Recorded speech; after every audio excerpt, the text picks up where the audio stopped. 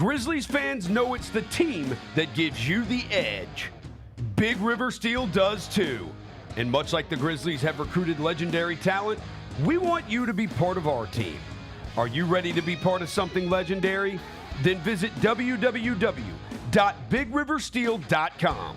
That's www.bigriversteel.com.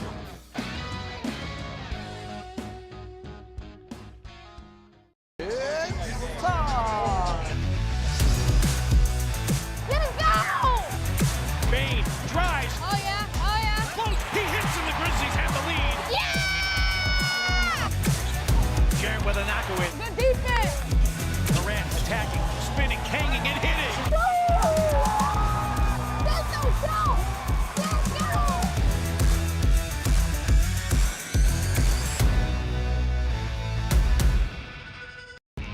When it's all on the line, you turn to the strong, the stable, the unwavering.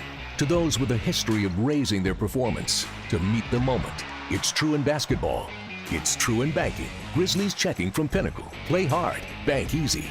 Open a Grizzlies checking account with at least $100 and a recurring direct deposit by August 31st. And you could receive a $200 direct deposit bonus into your account. Details at grizzliesbanking.com. Member FDIC. Double your chances to win all month long in March with two big promotions. On Fridays, embrace the madness and win a share of $150,000 in cash and free play. On Saturdays, starting March 8th, go for the gold and win your share of up to $10,000 in cash and free play in the 80K Fool's Gold giveaway. Enjoy live entertainment all month long and play for your chance to win big in March only at Southland Casino Hotel. Must be 21 or up. Play responsibly. For help quitting, call 800-522-4700.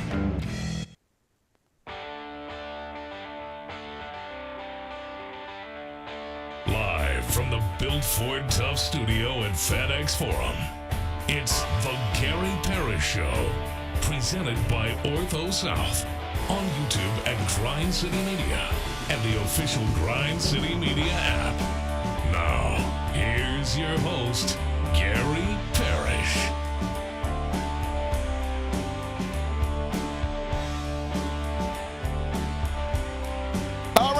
I'm here. My name is Gary Parrish. I'm speaking to you from San Antonio, Texas. Site of tonight's championship game of the NCAA tournament. Bennett Doyle back in Memphis producing the program. Glad he's with me. Glad you're with me. Hope you're getting through the day best you can.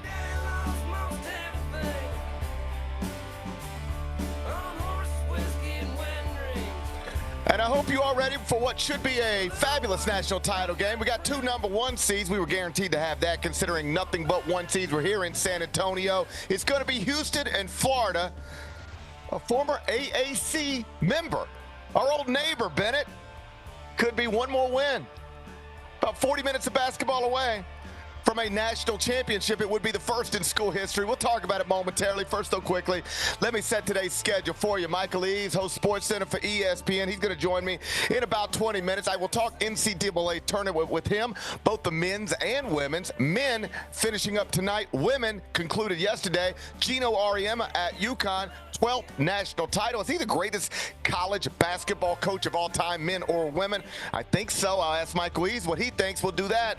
We'll do it in about 20 minutes. When I finish talking to Michael Eaves, we're going to take a break, come back, do 5 more things you need to know, at which point we're going to discuss 5 previously undiscussed stories. Among them, your Memphis Grizzlies are now 46-32 with 4 games left in the regular season, tied for the 5th best record in the Western Conference with 3 other teams, Clippers, Warriors, Timberwolves. Anything between 3rd and 8th in the West is up for grabs for these teams. Going to be a fun final week of the regular season. We'll get into it in about 40 minutes. Former Grizzly Marcus Smart returned to Boston this weekend as a member of the Wizards. He had a fan thrown out of the arena. Strange scene. We'll discuss in just a bit.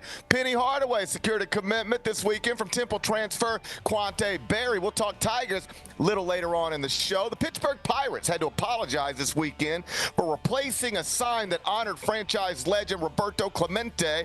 I'll tell you what happened. Seems like an oversight. We'll do it in the 3rd segment. And things have gotten awkward between Charlotte Flair and Tiffany Stratton in advance of WrestleMania. Weird scene Friday night on SmackDown. I'll ask Bennett what he thinks about it. I'll tell you what happened. We'll do it during a segment we call 5 More Things You Need to Know. Then we'll eventually do GP's carry out and we'll call it a day. So that's the rundown. We got a lot to get to, but I did want to start with the 2025 Final Four. We had the national semifinals on Saturday night. Absolutely incredible. As good as it gets. Final score, Florida 79, Auburn 73. Final score, Houston 70, Duke 67. I was here in San Antonio for what was one of the more thrilling Final Four Saturdays of all time. 4 number 1 seeds, 2 games, both featured second-half comebacks from the winning teams. And Houston-Duke was an undeniable all-time classic. Duke was up 14 points with 8:03 to play, up 9 with 2:06 to play, up 6 with 34 seconds remaining, and still somehow lost the game. Outscored 25-8 in the final 8:02, outscored 9-0 in the final 33 seconds. Big Bet Bennett, as a Memphis alum and fan, can you find it in your heart to empathize with Duke fans right now? Because what happened to you back in 2008 here in San Antonio happened to them this weekend here in San Antonio. Absolutely not. I cannot sympathize. And the reason being, it's a simple reason. Duke will have a chance to be back in that situation again.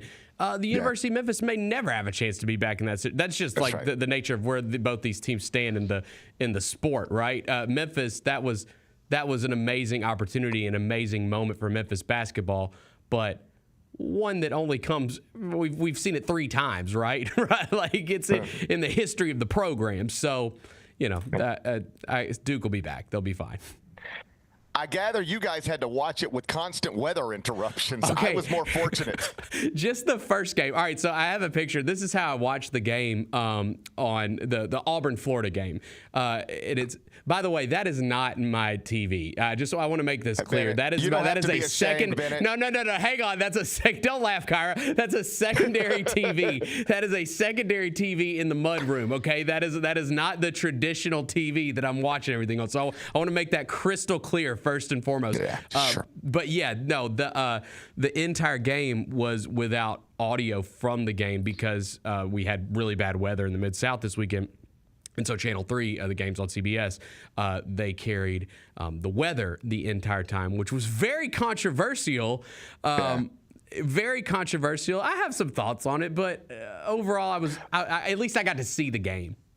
Let me preface by saying I don't know the laws. I don't know enough about this. I've seen some people researching and tweeting about it, and I have either not had enough time or not have enough interest to actually care about it. I will say that in the year 2025, we should not be doing this. Whatever the laws are, change them. If we can change the Gulf of Mexico to the Gulf of America with like one signature, we should be able to change this somehow, some way. We don't need it. It's unnecessary. And I don't mean we as like you and I. I mean, if a prominent sporting event is on Channel 3, then let's let Channel 5 and Channel 13 and Channel 24 handle the tornado warnings and tornado watches, and let's just watch basketball on Channel 3. The idea that we need all local stations covering this stuff is just ridiculous. Again, don't tweet me about, well, GP, what you don't understand. I'm telling you I don't understand it. I'm just telling you it's nonsensical in the year 2025, and whatever needs to be done to resolve the issue should probably be done. I would put it higher up on the list of priorities than the Gulf of Mexico and the Gulf of America, and if we got that thing changed, as long as we just doing things that are controversial, let's do this one too. Let's do this one too. I just think when you're doing minute by minute, breakdowns of the lightning patterns in Dumas, like that's that place that's like over an hour away from here. Maybe that's a little much. Maybe that's all I'm gonna say is maybe that's a little bit much. You still could have left the dual screen and just given us the audio from the game and done like a little ticker going across the bottom. Yeah, here's what I'm saying. I'll just keep this simple, then we'll move on. Whatever the standards are, the regulations are, I'm just saying they are stupid in the year 2025. So if the standards don't say you have to do this, then good, let's stop doing it. If the standards say you have to do this, then let's change the standards. But what happened to you guys having to watch the national semifinals with that distraction and without Ian Eagle and Bill Rafferty seems ridiculous. Not the biggest deal in the world, but still something that should not have happened. Either way, more than 15 million people did watch the national semifinals on Saturday with or without audio, with or without tornado warnings. It peaked, the coverage did, at more than 20 million people. And it's just a reminder that when people say things like NIL and transfer waivers and a lack of Cinderellas in the NCAA tournament are, quote, killing. People use that word, killing college basketball and the NCAA tournament. They just don't know what they're talking about. There's literally no data to support that. I'm not insisting that there aren't things we should change about the way college basketball and college sports in general are run. In fact, I have ideas about the things we should change. This is chaotic and not great, but the idea that it's, quote, killing anything, there's no evidence to support that. The idea that you can't have great NCAA tournaments without Cinderellas, again, no evidence to support that. We had 4 number 1 seeds in San Antonio this weekend, and they brought us 2 of the best national semifinals, or at least one of the greatest Saturdays for the Final Four in modern history. Had we had a Cinderella here, we would not have gotten that, because what happens to most Cinderellas is that they get blown out eventually when they get eliminated from the NCAA tournament. This whole thing about fans only want to watch Cinderella runs, or fans enjoy Cinderella runs more than anything else, it's just something people say. They cannot prove that to you. There's no evidence to support it. This was the most watched Final Four since 2017. Since 2017, we have had Cinderellas make deep runs. Had Cinderellas in the Final Four. They do not register like this. People like to say that they like to watch Cinderellas, but they don't actually prove it with their eyeballs, with their televisions. Big brands, great teams, that's what draws people to the game. This whole, I won't care about the NCAA tournament unless there's Cinderellas in it, that's like people who'd love to tell you my favorite thing to do is listen to classical music. Oh, really? Well, then let me see your Spotify list. I bet you it's not classical music. See there, you're listening to Sabrina Carpenter all the time. You like the hits just like everybody else likes the hits. You like to say you're more of a fan of classical music or jazz or whatever, but that's not true. You want to listen to Sabrina Carpenter. College basketball is the same way. People like to say they like all these things, but when the numbers come in, the numbers are always bigger when the Cinderellas are not involved. Rant over. We're now just a little more than 9 hours away from the national title game. Houston, Florida, 7:50 Central tip. Little earlier than normal. It'll be on CBS. That's America's most watched network. It is the network of stars. The Gators are listed as 1.5-point favorite. Should be an awesome national championship game. Bennett, can I assume you're rooting for Houston? Because you remember when Kelvin Sampson and the Cougars were in your league, neighbors with the AAC, and you don't actually take offense to him on national television talking to Tracy Wolfson, describing the American Athletic Conference as the toy poodle. Oh, I thought that was hilarious and absolutely spot on. I'm just being honest. No, I'm a hater of Houston sports teams. This one's an exception just because I'm a big fan of Kelvin Sampson and how his teams play. It's why I picked him to win the national championship in my bracket, because I just think that, when you have good veteran guards, which he always does, and you keep getting close, I feel like that eventually you're just going to get over the hump eventually. Like he always has this recipe that always works, and he keeps getting closer, and I just feel like this is the year. Like this is now's the time to get it done. He's awesome. Yeah. He's just an awesome basketball coach, just the way he runs his program, the standards he sets, the things he allows, the things he will not put up with. Whatever happens tonight, he will properly be placed in the Naismith Memorial Hall of Fame at some point, but it would be nice to see him win a national championship tonight. And I don't say this as like I'm rooting against Florida or I'm rooting for Houston. I'm just telling you, I'm a human just like anybody else who does this for a living, and I would enjoy watching Kelvin Sampson, somebody I've known for 20 years, somebody who was exiled from the sport for Believe it or not, if you're too young to remember this, this is something that actually happened. Kelvin Sampson lost his job at Indiana because he was calling and text messaging recruits too often. That's where we were back in 2008. I will never forget it. It was the Friday before the Tennessee-Memphis #1 versus #2 game inside FedEx Forum. The way I remember that is because everybody, national media, was coming into town, and we had big plans. I'm taking them out all night long, dinner and drinks and downtown and whatever. And our night, or at least our day, got interrupted by the news from Indiana. Kelvin Sampson is out. We had to all file columns, and so we got to dinner a little later than normal, stayed out way later than we should have. But that's what happened to him. Too many text messages, too many phone calls. You no longer can be the coach of our college basketball program. And then he left college for the NBA because nobody in college thought Kelvin Sampson was worthy of running a basketball program because he cheated at both Oklahoma and Indiana. Again, it was text messages and phone calls, excessive according to the NCAA. And then at one point, and I don't know that I've ever told this story on the air, and Matt Norlander got it from Kelvin Sampson, but Kelvin was in a conversation with his father while he was an assistant coach in the NBA. And it ended up being the last conversation he ever had with his father. But he did not know at the time it was going to be the last conversation he ever has with his father. And that's a weird thing to think back on. Like, you know, I actually have that similar experience. I had a final conversation with my father, had no idea it would be the final conversation with my father. It was a good one, but I didn't know that was it.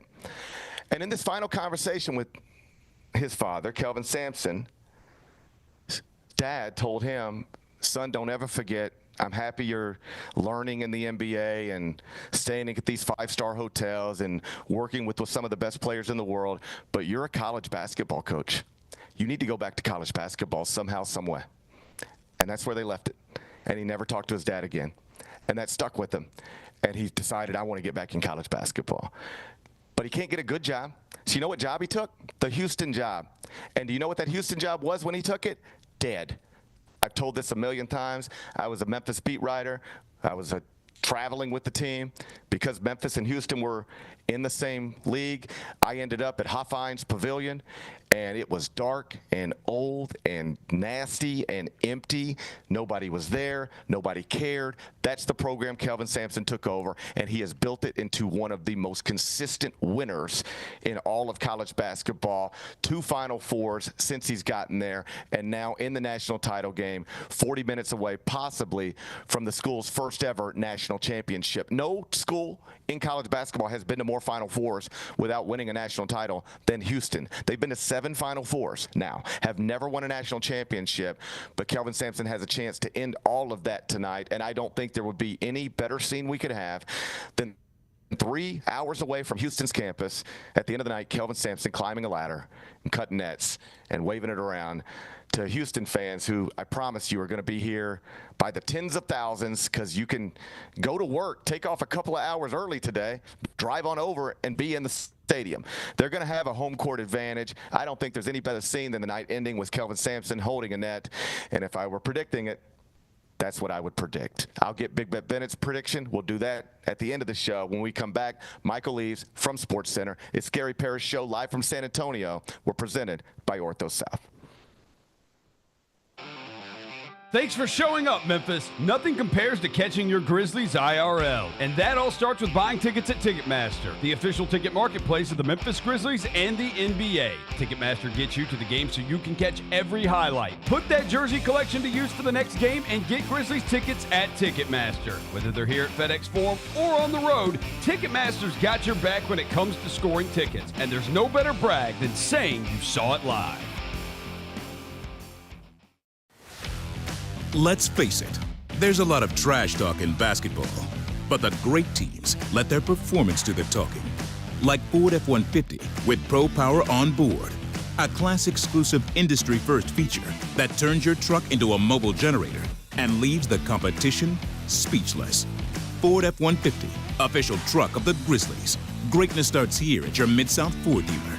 Class is full-size pickups under 8,500 pounds, GVWR.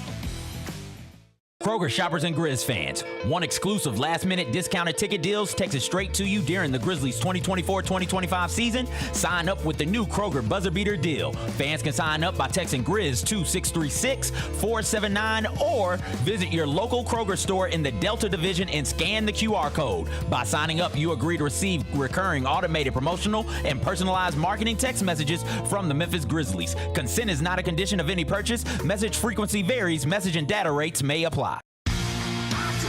Shinedown. Dance Kid Dance Tour. Live in Memphis. FedEx Forum Saturday, August 30th. With special guests, Bush and Morgan Wade.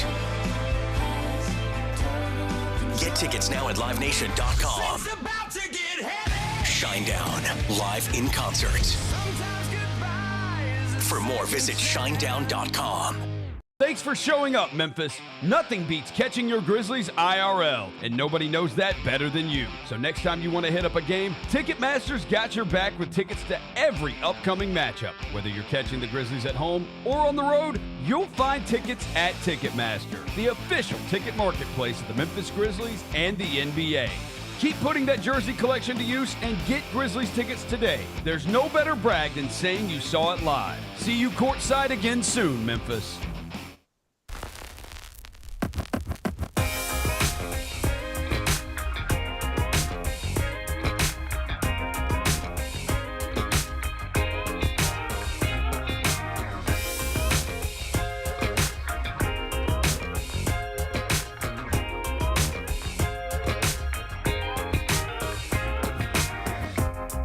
Welcome back, Gary Parrish Show, presented by Ortho South. I'm in San Antonio, site of the 2025 Men's Final Four. Benny Doyle back in Memphis producing the program. I'm joined right now by Michael Eaves. You know him from ESPN. He hosts Sports Center. He joins me on Mondays in the second segment. He's here right now. Michael Eaves, it's GP. How you doing on this Monday morning? Yo, it is Masters Week, dog. I am doing great. Are you already in Augusta? Oh, yeah, I got here yesterday. Man, I tell you, it is. It's one of the things I keep saying I'm going. I work for CBS. I can go whenever I want to go, obviously. But the timing is so bad because I live on the road from January through now, and it just feels like irresponsible to be like, I could come home and be a dad again, but I'm going to the Masters. But I can't keep saying I'm going to do it. Like, I'm not getting younger. I need to do this, and I'm going to at some point. Let's just call it next year. I'm taking my kids. Yeah. I'm taking my wife. I'm going to get this knocked out because I've never seen the place, and I so badly want to be there. Dude, just put it on the calendar, right? Yes. I mean, you're already at the Final Four. You're going to be at the Final Four. What's another 2 or 3 days in the grand scheme of thing? It's not a big deal because what this will be, it will be a big deal to you when you come here and your family to experience it. And, yeah, it is one of those things. Now, granted, it's one of the toughest tickets in sports for the average fan, without question. But I think everyone should experience this one time. I think everyone should experience the Kentucky Derby one time. And I think you just need to do what's necessary to put it on the calendar because once it's on the calendar, you're good. If you just like him and Hall, then it's never going to be on the calendar. You're like, oh, next year. Next thing you know, it's 10 years past.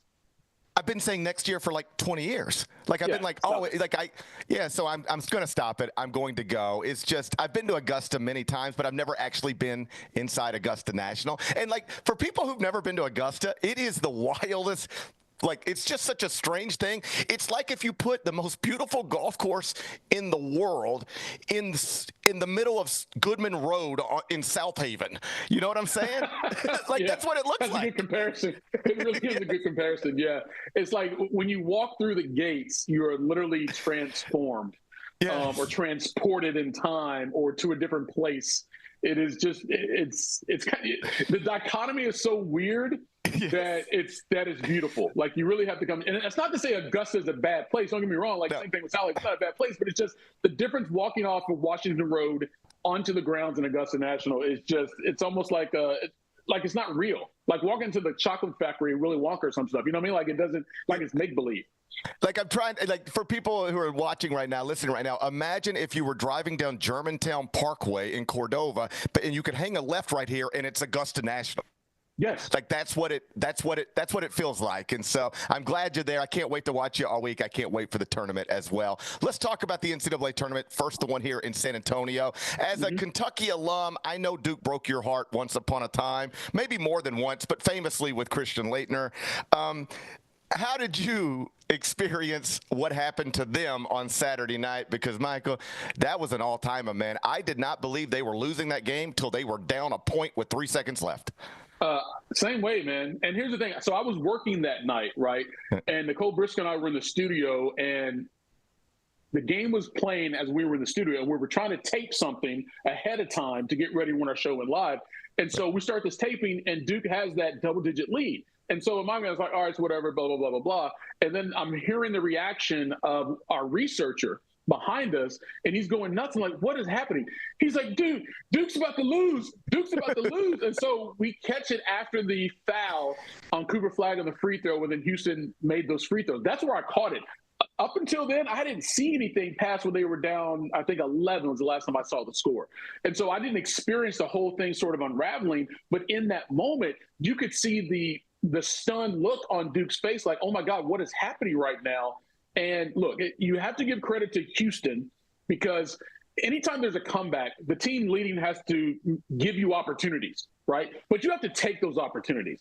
And to make those shots, to make those free throws down the stretch as well, also considering who was shooting them at the time and based on their season percentage, like all those things have to fall into place.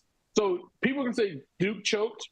Okay, fine, whatever you want to say. But the other team had to do something in order to take it from them. And you got to give a lot of credit to Kelvin Sampson. I love this quote after. It said, you're only a loser if you quit. They didn't quit, and they were able to win the game. And now they're sitting here at 35-4, and he made this point the other night while talking to Tracy Wolfson postgame. While they were in the American Athletic Conference, they were always in the top 5 in predictive metrics, at least in recent years. Incredible records, but people could be a little dismissive of it, like, yeah, you're doing it in that league. The last year they were in the AAC, they went 33-4. Right now they are sitting here at 35-4.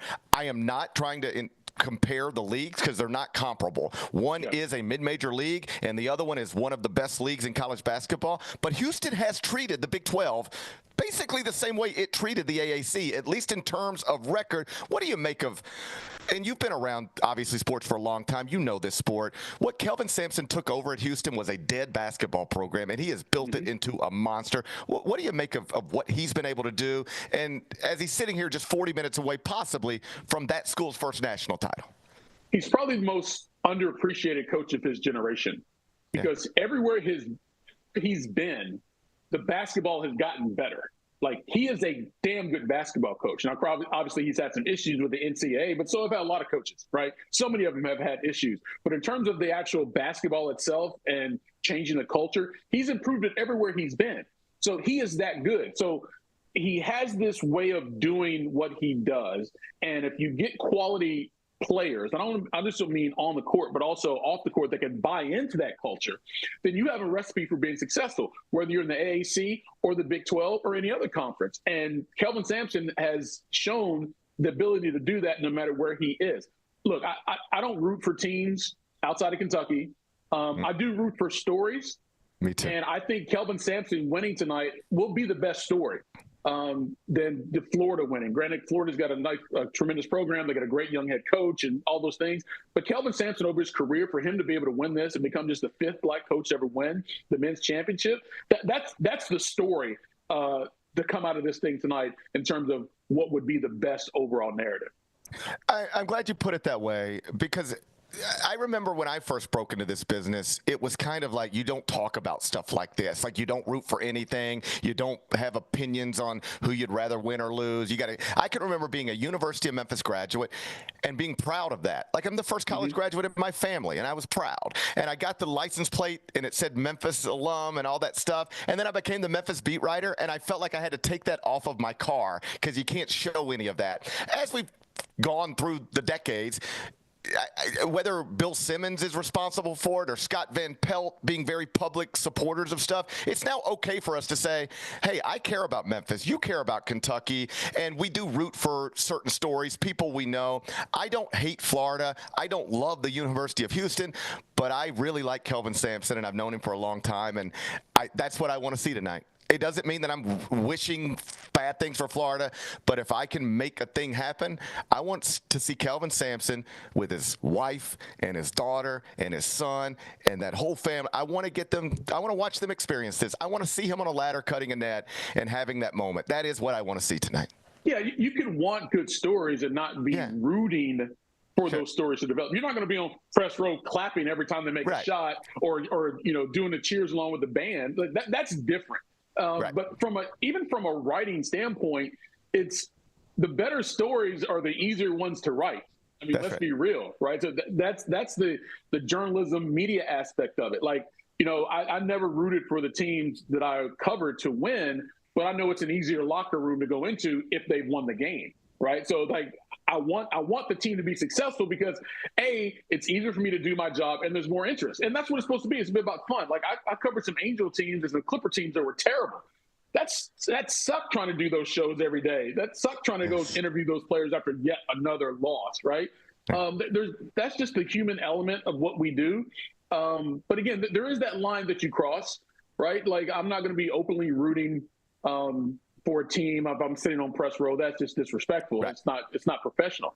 But I can root for stories. That's for sure. I can hope for good things to happen to good people. That's what I do. That's why I'm rooting for Rory McIlroy this week. I think that's the best story here at Augusta. I was rooting for Paige Beckers Sunday because I thought her finally winning a championship at UConn was the best story, even though Don Staley had a chance to win 3 and 4 years. The last program to do that was UConn and Gino Auriemma. Like, all these things are cool, but I wanted Paige Beckers to win because I think she's a tremendous human being. So let's stop right there for a second because she did. And UConn blew out South Carolina yesterday. Gino Auriemma had already been, like, by definition, in his 24th Final Four, no matter what happened yesterday. Mm-hmm. But then he gets his 12th national championship. And I was just sort of doing some Google searches because I knew I was going to have to talk about this on TV yesterday. And I found a story archived from 2017 that made the case that Gino Auriemma is the greatest college coach of all time. Since then, he's been to 8 more Final Fours and won another national championship. You know him. You're familiar with that program. Am I being hyperbolic, or is it true? Gino Auriemma is, at the very least, the greatest college basketball coach, men or women, we've ever seen, and arguably the greatest college coach. And if you could frame it a lot of different ways, but perhaps the greatest college coach of any sport we've ever seen. If you are talking about accomplishments, the answer is yes. And that's usually how we measure greatness, right? Like, we talk about the GOAT in terms of basketball. Well, Michael Jordan won 6 championships, never lost in the NBA Finals, 6-time Finals MVP, and that's why he's better than LeBron and Kobe, right? That's usually the measure that most people go to. Well, if that's the case in coaching, then there's no question it's Gino Auriemma. Now, you could say, well, X's and O's, he might not be as good as this person, blah, blah, blah, blah, blah. Then now you're splitting hairs and you're trying to find a reason not to give it to him. But success matters, and no one's had more success than him. And here's the thing about his program. He's like, well, he doesn't play in the SEC or the Big Ten or the Pac-12, or used to be the Pac-12. So he gets by all that stuff. But once he gets to the Final Four, he beats all those teams, right? Like, he had to beat Tennessee and Pat Summitt's dynasty in order for him to build his own. Now, this is the first time he's been able to beat Don Staley in the championship game. But, regardless of what happened in the Big East, once he got to the tournament, he beat all those teams. And so he's done that throughout his career there in Connecticut. And so I don't know who else you would say would be better. And if you're making the argument, probably just because he coaches women, you're going to say John Wooden or someone because he coached men. And that's a whole different argument. Let's move to the NBA. You host SportsCenter, which means you spent some time last week talking about the Memphis Grizzlies star point guard Ja Morant. He created national headlines once again. He was fined by the NBA. What do you make of everything connected to Ja Morant over the past week? I had to come to the realization, and I hated this too. I think Ja's just a knucklehead, man. I just think he's a knucklehead, and that's what my parents and aunts and uncles would call us when we were just dumb for the sake of being dumb. He has a tremendous opportunity in the league. and he blew it just over trying to be cool. And what is that worth to you in the end? If you don't care about it, then you don't care about it. Okay, that's fine. But just to do stuff for the sake of doing it it's just dumb. I'm just sorry. It's dumb. Like, you were literally warned day or the day before, and you turn around and do the exact same thing, even though you've been doing it all season long. We get it. But if someone tells you it's inappropriate, stop doing it, and you go out and do it the next day, either you're just an idiot or you're trying to prove a point and you're trying to be some anti-culture or anti-establishment type figure, then okay, then what is that? Because you're not out there standing up for anyone's rights like Colin Kaepernick did, going against the establishment and risking certain things to his career. You're just out there doing dumb stuff. Like, what's the point of it? Oh, it's just $75,000. That's not nothing to him. That's not the point. What is the point of what he's trying to accomplish here by doing these things? To look cool? Bro, you're already cool. You're one of the coolest dudes in the league. No one is questioning your validity and cool factor. So I just don't understand it, man. It's just, he's just a knucklehead. And I hate to say it, Gary, but at my big age and the things I've seen, giving knucklehead behavior. And I hate that for him.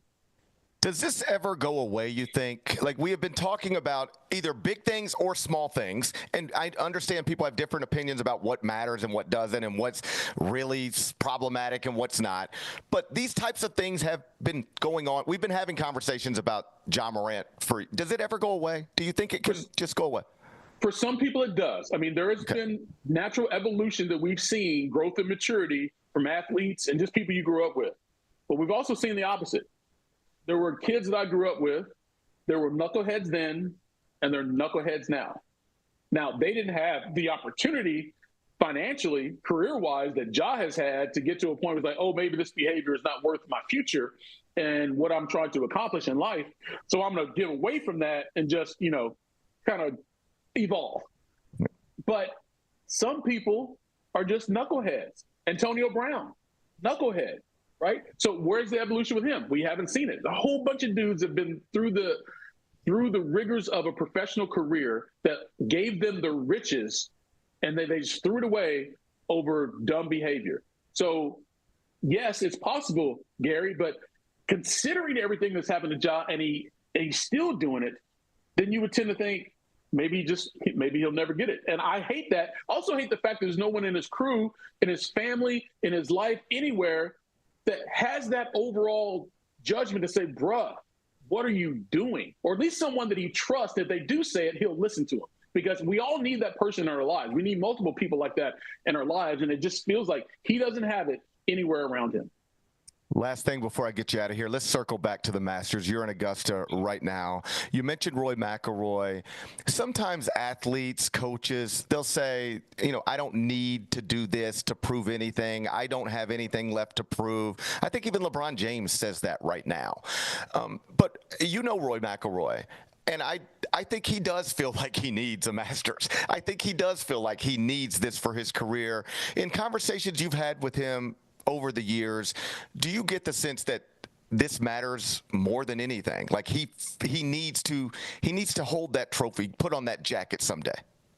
I don't think he feels like he needs it at this point in his life, Gary, quite honestly. But I know he believes he deserves it because of how good he has been and how well he has played throughout his career.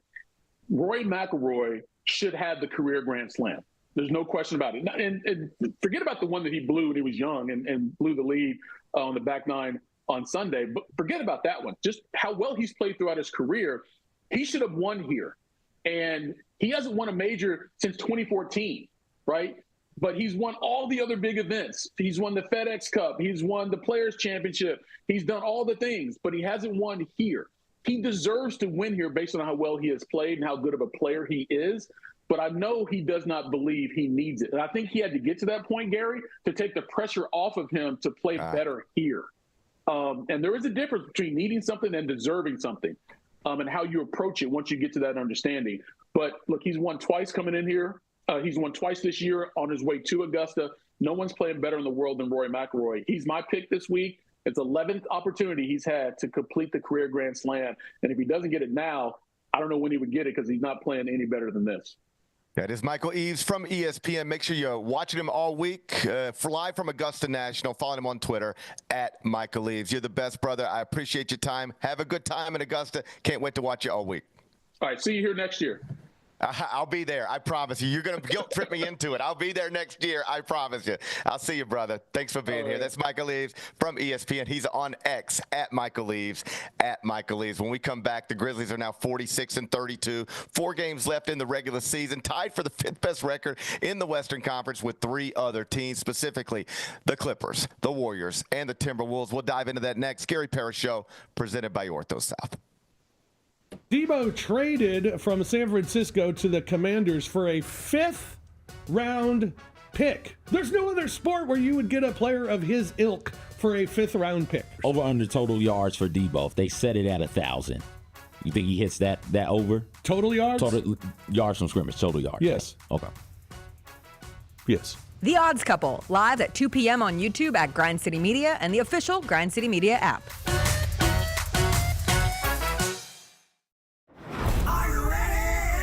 Creed. By overwhelming demand, the Summer of '99 tour returns.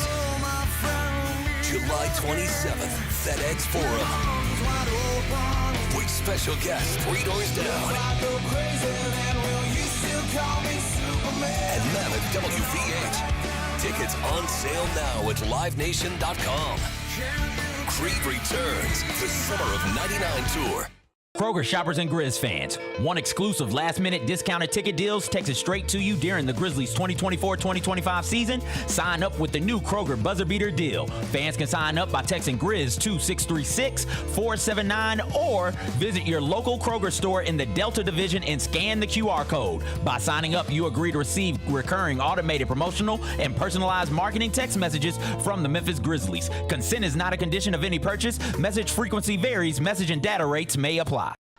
There's no substitute for experience, the knowledge gained from having been there before, and the passion to share what you know to make everyone around you better. It's true in basketball. It's true in banking. Grizzlies Checking from Pinnacle. Play hard. Bank easy. Open a Grizzlies checking account with at least $100 and a recurring direct deposit by August 31st, and you could receive a $200 direct deposit bonus into your account. Details at grizzliesbanking.com. Member FDIC. Thanks for showing up, Memphis. Nothing beats catching your Grizzlies IRL, and nobody knows that better than you. So next time you want to hit up a game, Ticketmaster's got your back with tickets to every upcoming matchup. Whether you're catching the Grizzlies at home or on the road, you'll find tickets at Ticketmaster, the official ticket marketplace of the Memphis Grizzlies and the NBA. Keep putting that jersey collection to use and get Grizzlies tickets today. There's no better brag than saying you saw it live. See you courtside again soon, Memphis.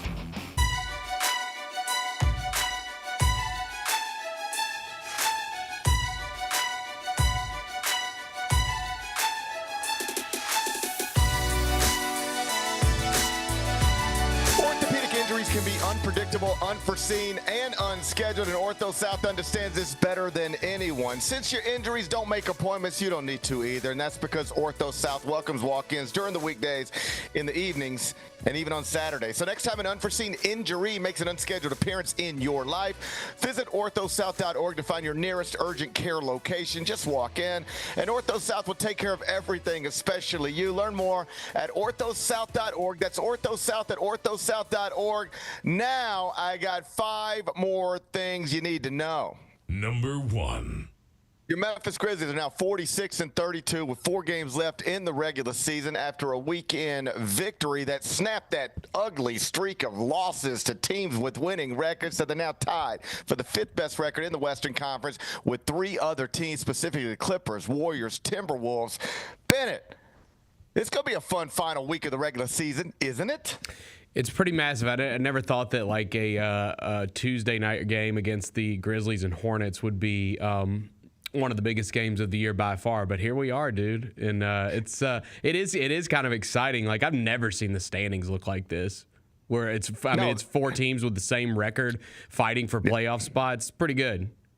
Yeah, it's all bunched up, 46-32. That's the record with the Timberwolves, the Warriors, the Clippers, and the Grizzlies. And so we will get the standings all figured out, by Sunday, but it might take till Sunday before we know exactly where the Grizzlies are seated in the Western Conference standings. And we have everything set, whether they're in the top 6 and avoiding the play-in or outside of the top 6 and having to participate in the play-in. If you're interested right now, based on the projections at ESPN, because they do updated NBA projections throughout the season, the Grizzlies are expected to finish outside of the top 6. There's a 41%, only a 41% chance ESPN gives them of finishing in the top 6, which means a 59% chance to end up in the play-in. Bennett, can we beat the odds? I mean, that would beat the odds. I got it. That is assuming they've got to be assuming there that we're losing to the Timberwolves on Thursday, and then that Nuggets game as well. So I think you win both of those, you're golden. I think you win that Timberwolves game, specifically that one. But you win both of those games, I think you're in good shape, man. I think they could afford to lose a game this week and still be a playoff team. It just depends on which game they lose. Obviously, we could run through a million hypotheticals. Right. I don't know that that's worth our time, but like 46-32, 4 games left in the regular season, coming off a 109-103 victory in Detroit without Ja Morant, who was a late scratch because of what is being described as a, quote, illness. That was just sort of a whole weird thing. He was announced into the starting lineup and then removed from the starting lineup. Reportedly, I believe according to Drew Hill, Daily Memphian, it is described as food poisoning. But listen, I was obviously tied up with a million things on Saturday night, so I didn't experience that real time. But what was that like for you and for other Grizzlies fans? Ja Morant's in the starting lineup. Okay, let's go. No, he's not playing tonight. Illness. Okay, what's up? Anything connected with Ja leads to all sorts of conversations. There's a lot of speculation there, but no, I think that I assumed as much. I think the explanation is actually the truth, because other guys on the team have been sick recently. You had Vince Williams missing time, Conchar missing time with illness on the injury report, and so that leads me to believe that something had spread around the locker room, and specifically the fact that he comes out and warms up and then he's active and then he's listed as out. Yeah, right. That tells me. Them bubble guts might have started acting up when you're about to get ready for a game.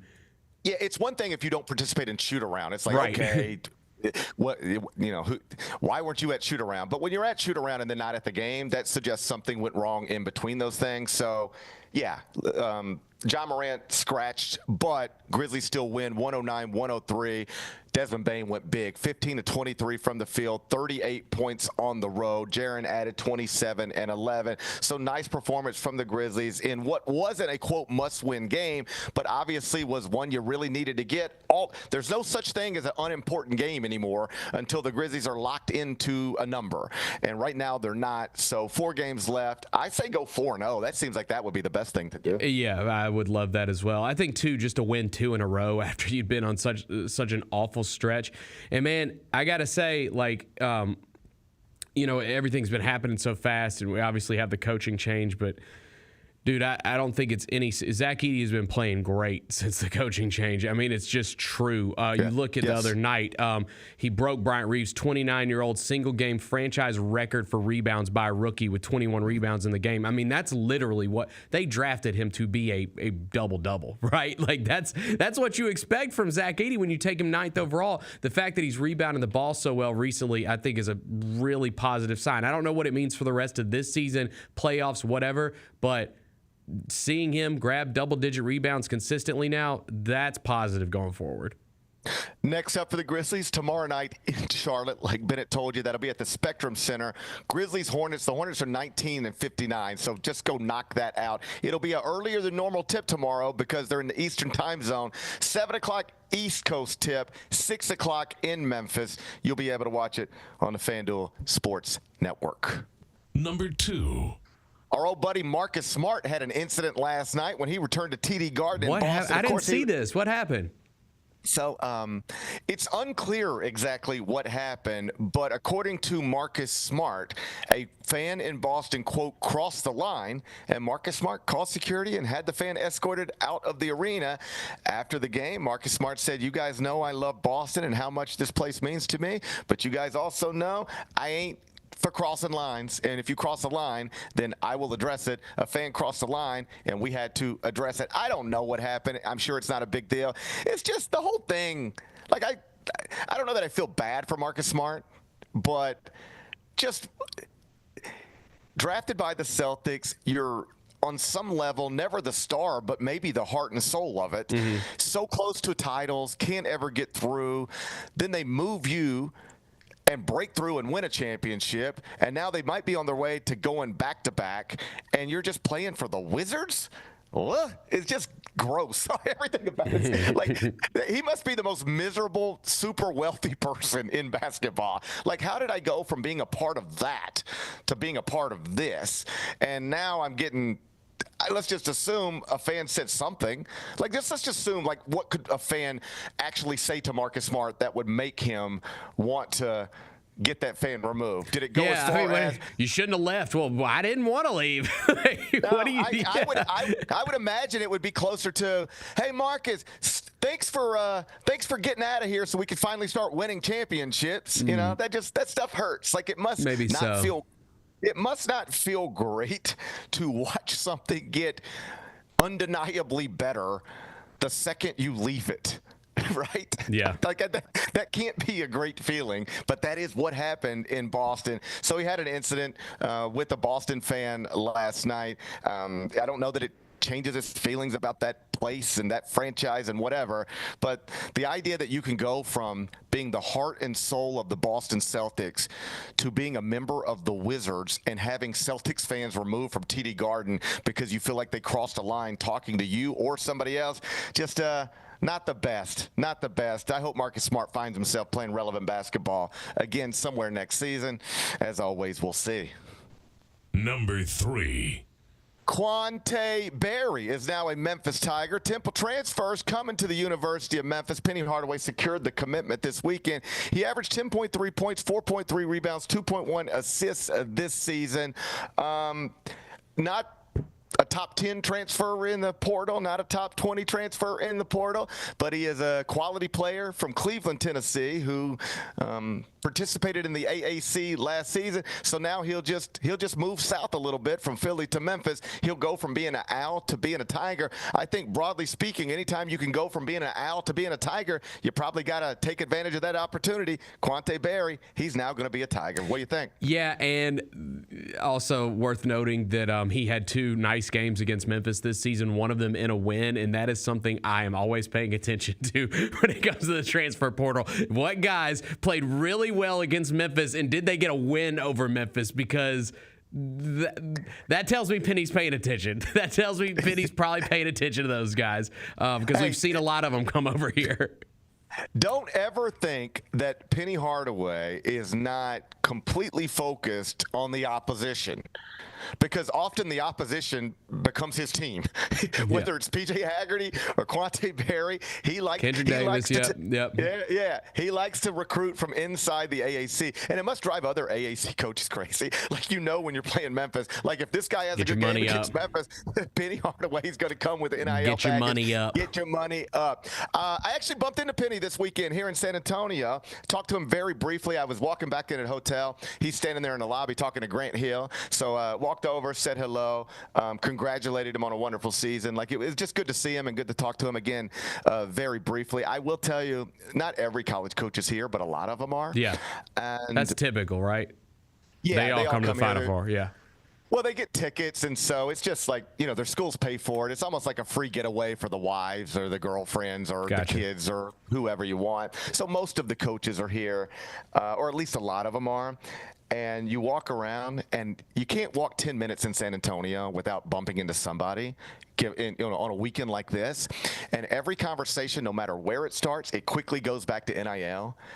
And I'll just tell you this. I had a Big Ten coach yesterday, bumped into a Big Ten coach, and he said, do you understand how crazy it is out here right now? Like, do you get it?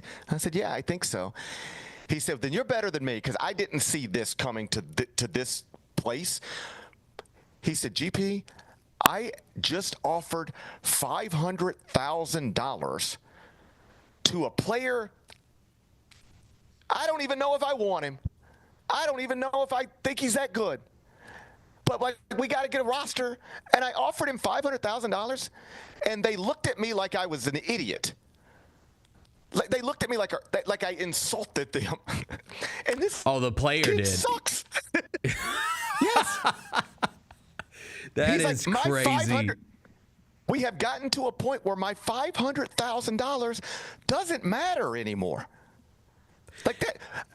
He said, if I sign this guy, I'm not even sure he'll start for me. Dude, that is why I have no problem whatsoever being critical of like bench players on high level NCAA basketball teams, because that dude probably makes more money than I do. Like, what? Of course you could. Like, it used to be, they're just kids. You shouldn't criticize them. Come on, man. They're making great money. Like, it's all good now. Yeah. I don't know what you make. I don't need to know. But I can safely assume, I think, that there are bench players on every power conference team in college basketball who are making more money than you. Yes. Like, yeah, dude. I mean, the this money is pro sports, man. And it's happened so dramatically, so quickly. I'm not exaggerating here. These are not exact numbers, but I'm not exaggerating here. 3 years ago, if you were spending $3 million on a college basketball roster in NIL, like around the time Jalen Duren and Amani Bates and all that stuff was happening, this is actually going to line up pretty good. Once upon a time, Memphis was in position to go out and sign two of the highest profile high school players in the country in the same class.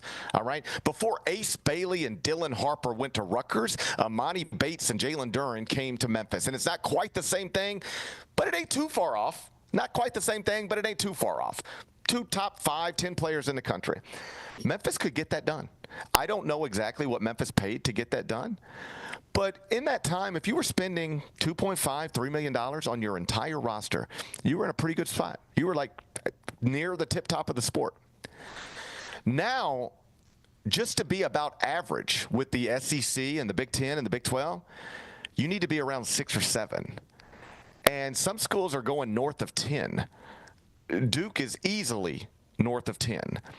So the money has just gotten completely out of hand. And that's why, at least to this moment, when it comes to the high-profile transfers, like the biggest ones in the portal, Yaxel from UAB, I'm not sure that Memphis can shop on those aisles right now. I particularly if you are holding back money to try to convince P.J. Haggerty to come back to school. I mean, I was sitting last night with one of our recruiting analysts with 24/7 Sports, and he asked me about Haggerty, and he said, like, everything I'm hearing is that if he wanted to get in the portal and make like $3 million next year playing college basketball, like that's available to him. Like if P.J. Haggerty raised his hand and said, who wants to pay the most for me? He could make in excess of $3 million maybe next season playing college basketball.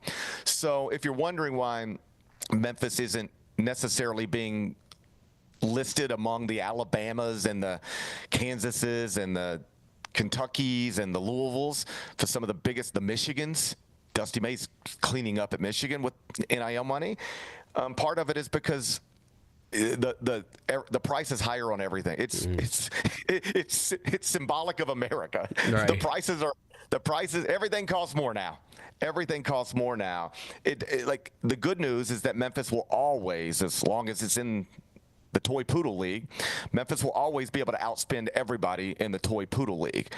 But the idea that Memphis can match the Alabamas and the Michigans and the prominent Big 12, Big 10, SEC schools dollar for dollar in NIL, it's harder. It's harder now. You know, like, yes, FedEx exists and Bill Laurie exists and AutoZone exists and Bank of Bartlett exists, but it is harder now to bang heads with the biggest power conference schools that exist. And so we'll see where Memphis goes roster building from this point forward. But whatever they just paid for Quante Berry or agreed to pay for Quante Berry is probably 4 times what a player like Quante Berry would have gotten 2 years ago, and probably more than a lot more than somebody the caliber of Quante Berry would have gotten this time last year.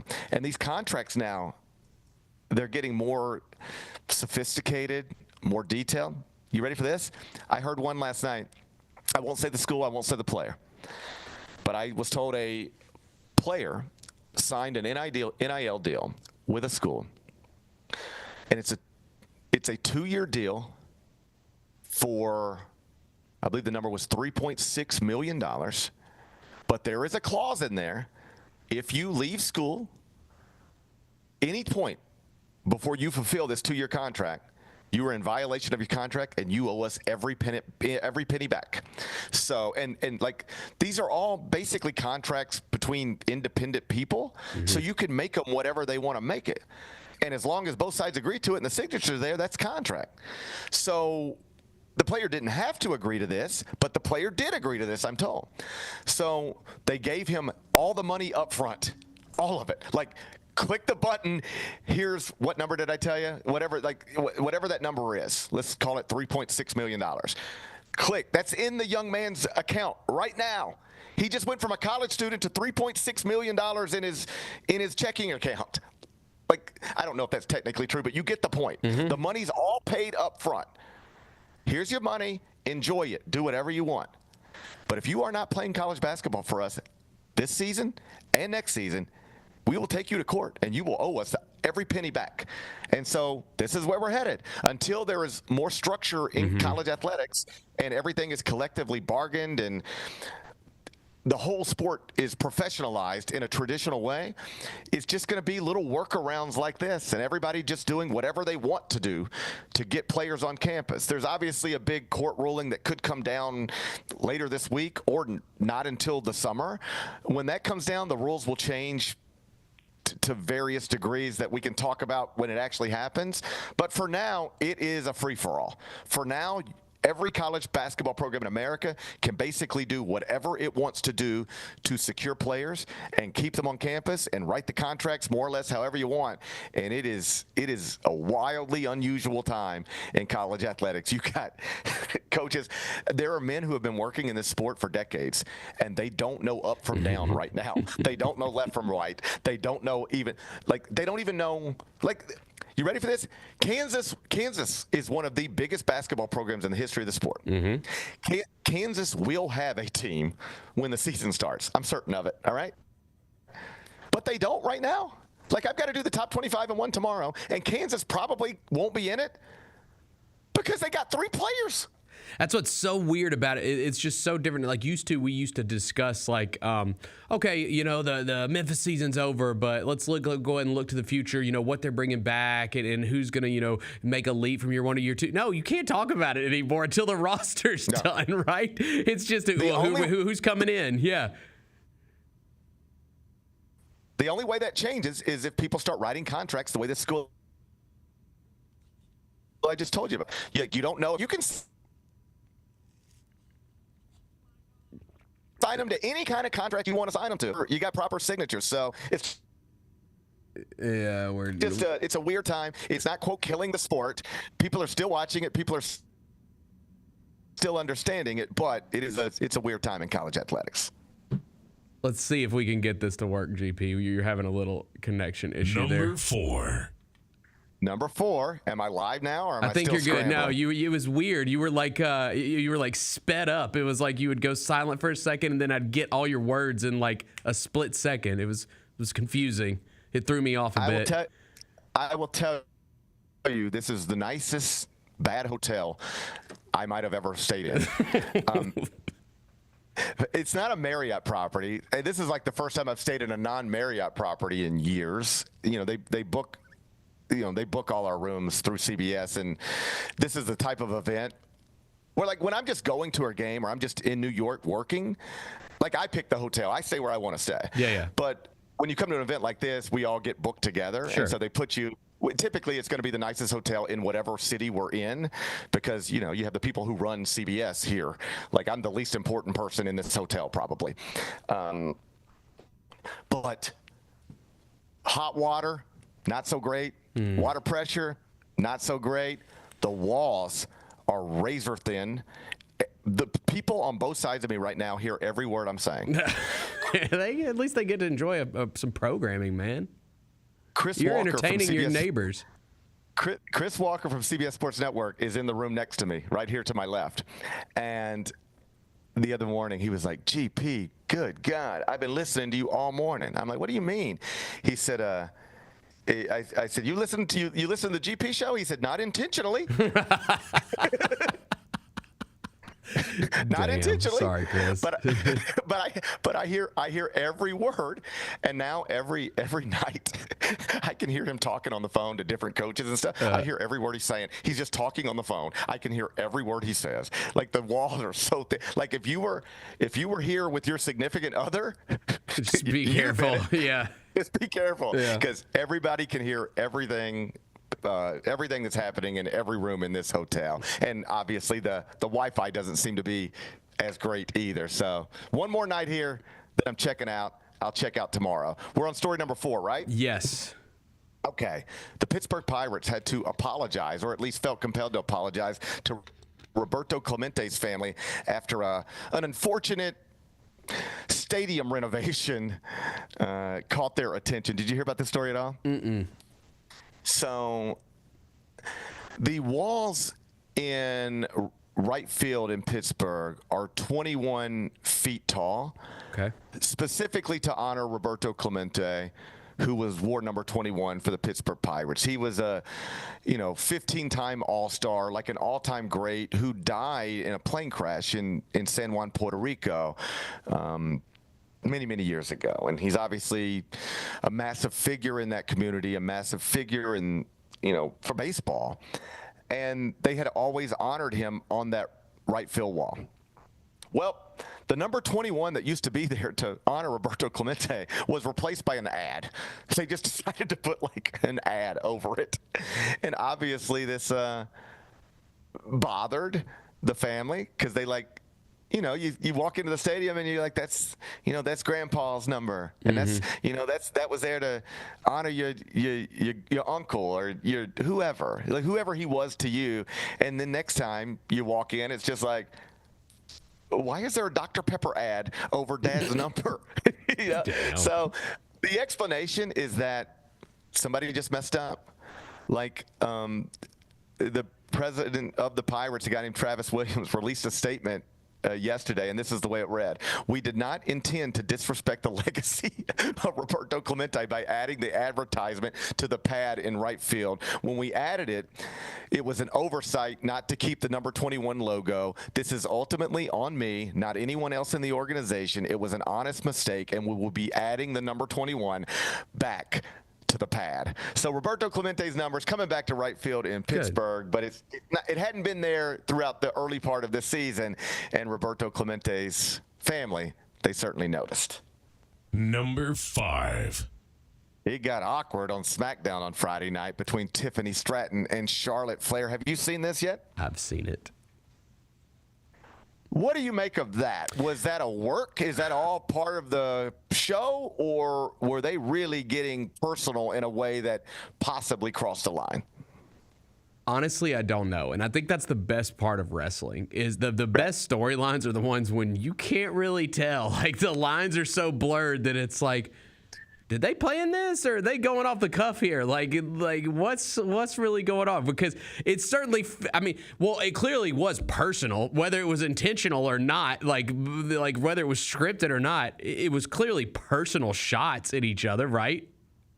No question. Right. And so for people who don't follow it or haven't seen it, more or less what happened is they're doing a promo. They're wrestling at WrestleMania. Charlotte Flair's like the all-time legend, an aging legend, and Tiffany Stratton's like the 25-year-old new little hot world champion. And so you've got that dynamic in play. And it's been building and building, whatever. But there was as they're now promoting WrestleMania, some of these performers are showing up in mainstream talk shows. Like, you might see somebody on, The Tonight Show with Jimmy Fallon. Roman Reigns might be on with Jimmy Fallon, in the next week or so, or Cody Rhodes or somebody. You know how this goes. Well, Charlotte Flair did a interview talk show last week. I don't remember exactly who she was with, but just think of it like it's Kelly Clarkson or Drew Barrymore. It was one of those types of shows. And she was asked about suffering an injury and going through a divorce all at the same time. And she literally started crying, broke down in tears in this interview. And more or less said, I just feel like a failure. My career was falling apart. My marriage is falling apart. This is the third time she's been divorced. And I think all of us have these moments where you start to question yourself or I don't know. If you've never questioned your place in this world, you probably are, I don't know, more sure of yourself that delusional or more sure of yourself than the rest of us. All right. So she just sort of was talking about that. You start to feel like a failure. You start to feel like you're not good at I'm not good at my job. I'm not good at my marriage. And she really had to take a moment, and she was crying. It appeared to be real tears. So now fast forward to Friday night, and they're back to, just wrestling stuff, and they're promoing. And it gets to a point in the ring very quickly where the crowd just will not let Charlotte Flair talk the way they don't let Dominic Mysterio talk. Every time you go to speak into a microphone, it's just boo. They're just booing over you. This does not really happen to many wrestlers. When Roman Reigns grabs a microphone, people just want him to talk. When Cody Rhodes or John Cena or you name it, Seth Rollins, they grab a microphone. That's what people are there to see. Those people are on the microphone. And then you get to Charlotte Flair, and they won't let her talk. And you could tell, or at least it looked like she was getting flustered. And according to certain reports here or there, I follow all these little weird wrestling Twitter accounts, and there is an opinion out there that it was all a work, even dating back to the talk show. She's cried those tears to set this moment up. Maybe that's true. I won't pretend to be smart enough to know. But it felt like what we were watching on Friday night did go off script, did get too personal.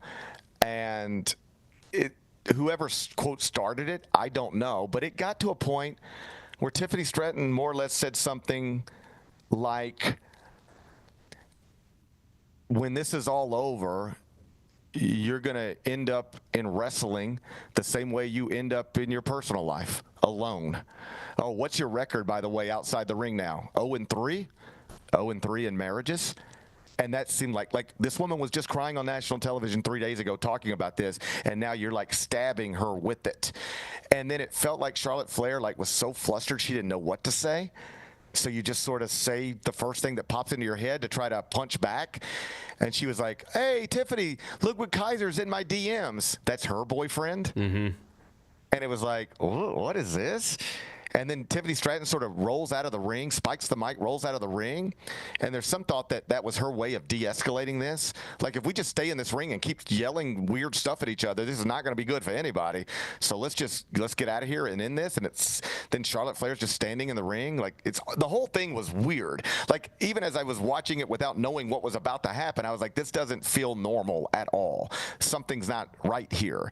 And now it's one of the most anticipated bouts at WrestleMania. It went from one that people didn't even know if we needed to see to now this is what people want to see. Tiffany Stratton and Charlotte Flair, and I'm the same way. This should be awesome. Well, and that's the thing too, where it's and it's why I think it's the best, because again, this match, people were not that excited about this match. I think there was a little buzz, but it wasn't. I think if it would have been, and no disrespect to Tiffany Stratton, I think she's great. She's a great up-and-comer. But, if this was, Charlotte and Rhea Ripley, I think it probably is getting a little bit more buzz than this match had been getting. And now I'm just oh, I can't wait for this. This weirdness that happened the other night, I'm okay, I can't wait to see where this goes. I'm in. One of those wrestling sites Twitter accounts that I follow, and it's sources close to WWE, that kind of stuff, was behind the scenes, this stuff had been brewing between them. They do not like each other. And it's easy to understand why. One of them is aging out, and you're doesn't have the title. And you're just watching the next. You were the king of the world or queen of the world, however you want to do that, for whatever period of time, and it's not you anymore. And it's this younger you know, it's this younger, more beautiful, like all the stuff. It just, all of your insecurities can get brought out pretty quickly. And when you are dealing with this type of stuff while aging, and the whole thing got really, really awkward. But absolutely, this is what I'm looking forward to now. And obviously they'll have more. I assume they'll have more promos before WrestleMania. So like it'll be interesting to see what happens next time they are face to face before WrestleMania, because that thing Friday night was just weird. It was a weird deal. Team Charlotte, respect your queen. You know what? I think I enter the whole thing Team Tiffany. Mm-hmm.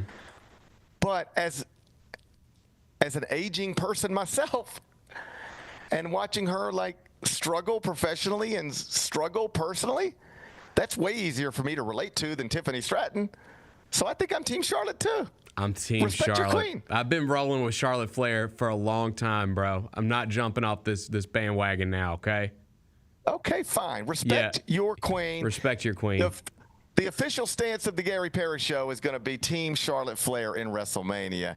Can't wait. That is not going to be the most anticipated bout, I don't imagine, but it's certainly higher on the list than it ever otherwise would have been without what we got on Friday night. We'll be back with GP's Carryout. I need cameras to capture every waking moment between Russell Wilson and Jameis Winston on the same team. The pregame prayers will be generational. Because that's preacher and a deacon. That's what we're talking about here. That prayer's going to be 40 minutes. We're going to miss the anthem. Tune in to the Jessica Benson Show with CJ Hurt live every weekday at 8 a.m. on YouTube at Grind City Media and the official Grind City Media app. Bain, a pump fake, a three. It's true for Desmond Bain. FBK. Fly by King. Wheels through the lane, now spins back. Ja hangs, puts it in! Oh, what a shot by Morant in the clutch! So hot. Oh, Jerry said no! Because he doesn't put on a play, comes up with a monster block. Grammy, Academy, and Golden Globe Award-winning superstar, Mary J. Blige, live in Memphis. The For My Fans Tour, live at FedEx Forum Saturday, April 19th, with special guests Neo and Mario. Get tickets now at livenation.com. The iconic Mary J. Blige, for one night only. Sonic Radio. Welcome back to Sonic RNDIO. That spells radio with me, the CIO. This just in, the new Sonic $1.99 menu lets you build a crave-worthy meal for just $1.99 an item, whether that's a creamy shake, crispy tots, or a quarter-pound double cheeseburger. This just out. Ostriches. They're mean, not very cute, and in my opinion, way too big for a bird. Don't miss the Sonic Fun 99 menu. 5 items, always $1.99. Live free, eat Sonic. Tax not included. See menu for details. Grizzlies fans, dunks, dimes, and no-looks are great on TV, but nothing compares to catching them IRL. And that starts with buying tickets at Ticketmaster, the official ticket marketplace of the Memphis Grizzlies and the NBA. Ticketmaster gets you to the game so you can catch every highlight in person. From seeing your favorite Grizzly stars up close to hearing the squeak of the sneakers on the hardwood. Put that jersey collection to use and get tickets at Ticketmaster. There's no better brag than saying you saw it live. See you courtside, Memphis.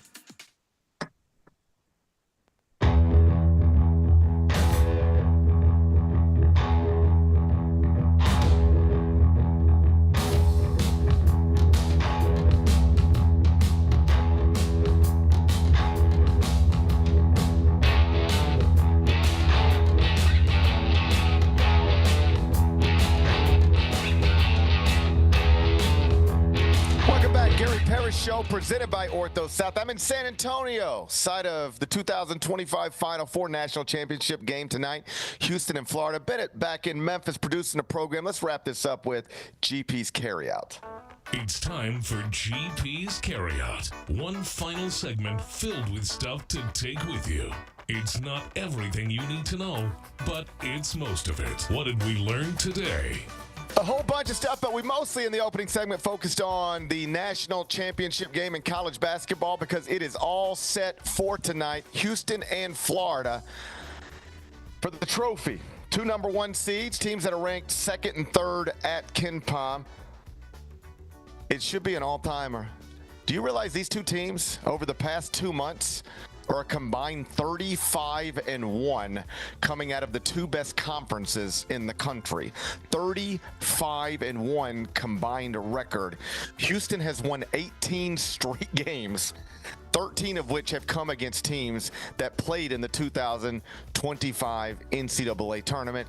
They're undeniably awesome. Florida, also undeniably awesome.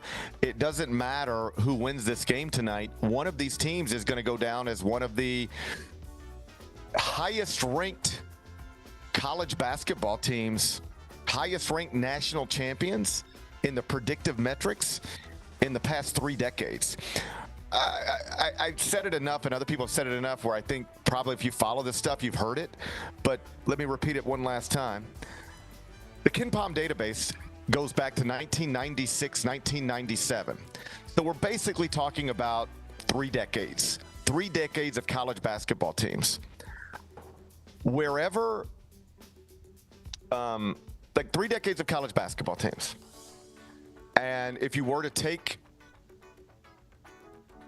all of the net ratings at KenPom from every college basketball team of the past 3 decades and try to rank the 10 best, Florida and Houston are both on that list.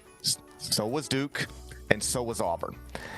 The reason so many have described this as the strongest Final Four on paper in history is because 4 of the top 10 teams of the past 30 years were here. And now 2 of the top 10 teams from the past 30 years are here. They're combined 35-1 over the past 2 months. And though I have picked Houston to win the game, Florida is technically the favorite, listed as a 1.5-point favorite, which I'm not really sure what to make of that because Houston's ahead of them in the predictive metrics. Houston is a 1-point favorite at KenPom, a 4-point favorite at BartTorvik.com, but the betting markets flipped it and made Florida a 1.5-point favorite. Perhaps because of the greatness of Walter Clayton Jr., who in the national semifinal on Saturday got overshadowed a little bit because of what happened between Duke and Houston afterward. But Walter Clayton Jr. got 34 points against Auburn on 18 shots in the national semifinals after getting 30 points in the Elite Eight in a win over Texas Tech, which made Walter Clayton Jr. from Florida the first player to score at least 30 points in back-to-back Elite Eight and Final Four games since Larry Bird did it in 1979. And it seems pretty clear, everybody understands that if Florida wins the national championship, Walter Clayton is going to be the most outstanding player of this Final Four. He's actually the favorite to get that award in the betting markets right now.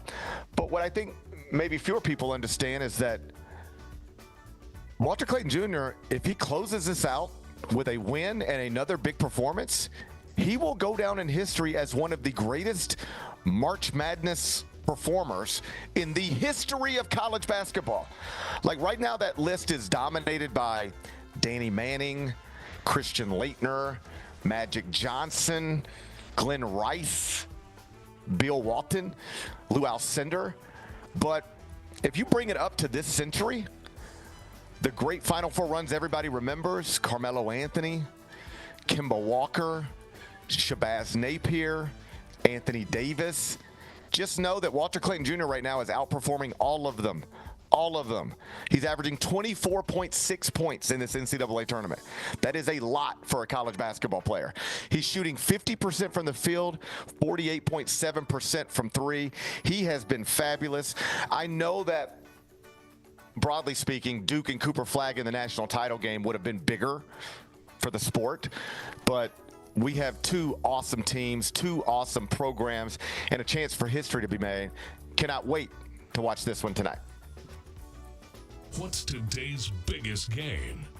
Obviously, it's the national title game inside the Alamodome, San Antonio, Florida against Houston, 7:50 tip. We're going to do it on CBS, America's Most Watched Network, Network of Stars. Florida's 1.5, Bennett. Total's 141.5. How are you going to act? I'm going Houston. I'm going Houston. That's who I had to win the title when the brackets came out. I just think, you mentioned how good my guy from Florida. Why am I Walter Clayton. Yeah, you mentioned how good he's been playing, but then you go back and look at what Houston was able to do to those Duke guards in that game. I think defensively they're going to be overwhelming again, and I think they're going to get a close win. I agree with you. I think it'll be a close game. It could obviously go either way. Florida winning, it's so funny. It's a basketball game, and we're on television, and so you get asked to pick it. You can only pick one team, and so the other fan base is just going to call you an idiot. Every once in a while, I just look over at my iPad here, and it's just randomly F you, Baldy. Just Florida fans hate me right now. Yeah, sure. Yeah, let me be as clear as I can be. Florida is awesome. If Florida wins, it'll be a worthy national champion. Obviously, I am aware that Florida is capable of winning the game. Florida is a 1.5-point favorite. But I do believe Houston's the better basketball team. The predictive metrics back me up on that. I think Kelvin Sampson wins the first national title of his career and the first national title for the University of Houston. I think it happens tonight here in San Antonio with a big home court advantage, because that's another thing that is going to play a role in this tonight. If you've never been to a Final Four, you might think the last game is the bigger game because it's the championship game. And it is, obviously. That's where we crown the champion. But if you're just trying to get into the building, just trying to go to the games, it is much easier to get in on Monday night than it is to get in on Saturday. And the reason is because on Saturday, you have 4 fan bases holding tickets. Some fans of the losing teams do just stay here because they book their flights to go back home on Tuesday. They're not going to change their flights. They've already got the hotels booked till Tuesday. We're here. Let's just go watch the national championship game. But a lot of people sell those tickets and either head back home early or just sell those tickets because I don't care about going and watching Florida and Houston. I'm a Duke fan. I don't care nothing about watching Florida and Houston. I'll just sell the tickets for whatever I can get. It is much easier to get into the building tonight. The secondary market is flooded with tickets that came from presumably Auburn fans and Duke fans. And do you know who's going to snatch them up? Houston fans. Yeah. Because they live 3 hours from here. Houston's campus is 3 hours from where I'm sitting right now. You could, if you're a Houston fan, could still be sitting at work right now and have plenty of time to grab something to eat, jump in the car, and be inside the Alamodome for tonight's game. And so the prevailing thought is that Houston fans are going to drive over today. And when I am on set outside the Alamodome doing a pregame show on CBS Sports Network, we will be surrounded by a sea of red. Florida will be the road team, for lack of a better term, tonight when this national championship goes down. And that's another reason I would lean ever so slightly to Kelvin Sampson and the Houston Cougars. What are we watching on TV? I'm going to get to it eventually, Bennett. I saw you send it to me, but I didn't want to talk about it because I ain't seen it. But the White Lotus finale was last night. I figured you hadn't seen it yet. So I really haven't done much since I've been here at the Final Four. I got here Wednesday night. I didn't even leave my hotel once I checked in on Wednesday night. Thursday, went to dinner with a couple of people, and then I was back in my hotel room by 10 o'clock, just out. Friday night, we went to every year there's a little Turner and CBS do a little private concert. Think of a venue even smaller than the New Daisy. Think of it like a 600-700 person venue, and it's like a private little thing, and they bring in big stars, usually older stars, because it's a corporate event. Last year, you might remember we went to see Sting. Yeah. We saw Sting with 500 people. And this year, it was Lionel Richie. And so my mother's down here at the Final Four. I brought my mom down to the Final Four. Nice. It's her first time to the Final Four. It's been nice. And so she's having a blast. She went to the games on Saturday. She'll be going to the championship game tonight. And so on Friday night, I was like, you know what? We'll go to Lionel. I'll take her to Lionel Richie because, they're of similar ages, and I mean, I can appreciate Lionel Richie as somebody who was raised in the 80s. He's an icon. Like, he wrote We Are the World in addition to all of the other big hits with both the Commodores and as a solo artist. And so we got that was the first night I really did anything here.